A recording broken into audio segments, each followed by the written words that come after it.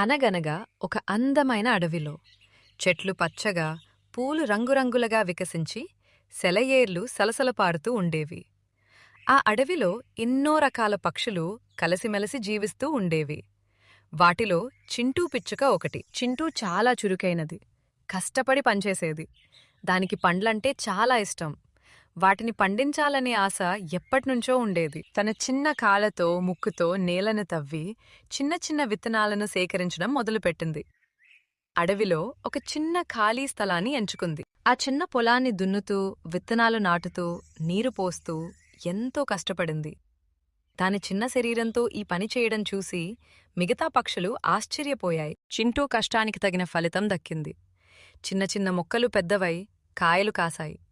రంగురంగుల పండ్లు చెట్లకు వేలాడుతున్నాయి. దాని పిల్లలు, మిగతా పిచ్చుకలు ఆనందంతో కిలకిల రావాలు చేశాయి. వాటిని చూసి చింటూ పిల్లలు ఆనందంతో ఎగిరి గంతులేశాయి. ఈ దృశ్యం చూసిన రాము కాకి, తీనా చిలుక కళ్ళు పెద్దవి చేసుకున్నాయి.